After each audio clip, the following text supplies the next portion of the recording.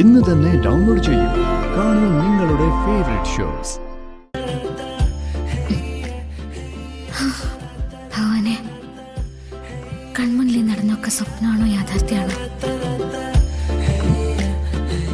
അത് ഇതും അങ്ങ് ഒരുക്കുന്ന മായാജാല കാഴ്ചയാണോ?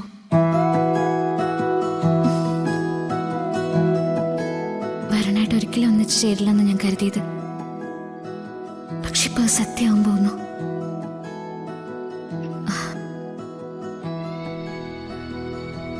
അതിനുവേണ്ടി അങ്ങ് കാണിച്ച മായാജാലത്തില് ഒരാളുടെ ജീവൻ നഷ്ടപ്പെട്ടു. എല്ലാം അങ്ങയുടെ തീരുമാനം തന്നെയായിരുന്നോ?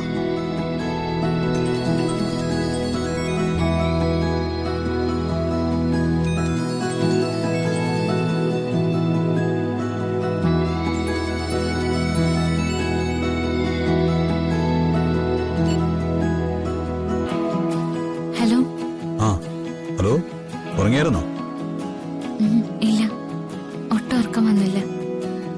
ഓരോന്നിങ്ങനെ ആലോചിച്ച് കിടക്കായിരുന്നു. ഞാനും അതെ. അവിടെ അച്ഛനും അമ്മയൊക്കെ എങ്ങനെ പെരുമാറിയേ? എല്ലാവരും നല്ല സന്തോഷത്തില്. കുറ്റപ്പെടുത്തിയ വാക്കുകൾക്ക് എല്ലാവരും ക്ഷമ പറഞ്ഞു.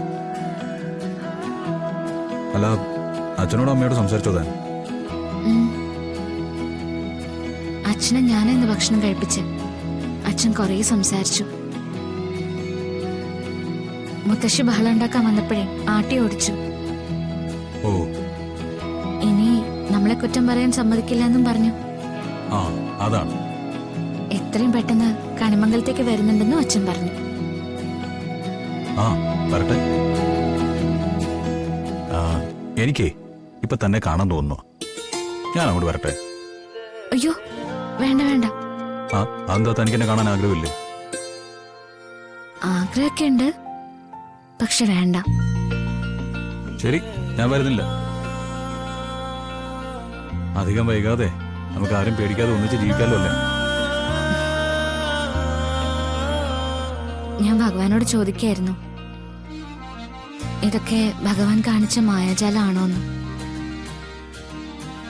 അങ്ങനെയായിരുന്നെങ്കിൽ എന്തിനാ പ്രിയങ്കയുടെ ജീവൻ ഇല്ലാതാക്കിയത്? എടോ, എല്ലാം ഭഗവാനിൽ അർപ്പിച്ച താൻ പിന്നെ ചോദ്യം ചെയ്യുന്നതിൽ അർത്ഥമില്ല. തന്റെ വഴിയിൽ ഒരു മുൾച്ചെടി ഉണ്ടെന്ന് ഭഗവാന് തോന്നിക്കാണും. അതുകൊണ്ട് അതങ്ങ് വെട്ടിമാറ്റി, അത്രയേ ഉള്ളൂ. എന്നാലും ഇന്നും അവളൊരു വേദനയായിട്ട് മനസ്സിൽ കിടക്കും. ഇപ്പൊ എന്ത് ചെയ്യാനാ? അയാൾക്ക് വേണ്ടി ഇനി ചെയ്യാനുള്ളത് അയാളെ അപകടപ്പെടുത്തിയത് ആരാണെന്നുള്ളത് കണ്ടുപിടിക്കാന്നുള്ളതാ. അഡ്വക്കേറ്റ് ആരതി ഉള്ളപ്പോ അതിന് ബുദ്ധിമുട്ടുണ്ടാവുമെന്ന് എനിക്ക് തോന്നുന്നില്ല. തെറ്റിയതവർക്ക് നല്ല ശിക്ഷ കിട്ടട്ടെ. ഒരു തെറ്റും ചെയ്യാതെ നമ്മൾ കുറെ അനുഭവിച്ചല്ലേ.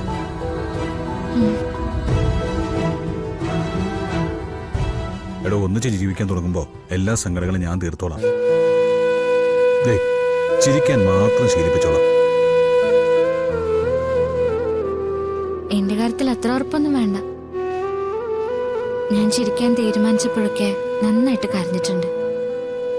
അത് നമ്മൾ രണ്ടുപേരും രണ്ടിടത്തിരിക്കുമ്പോഴല്ലേ. എന്റെ കൂടെ വന്നു. ഒരു സങ്കടവും ഞാൻ വരത്തില്ല, ഒരിക്കലും.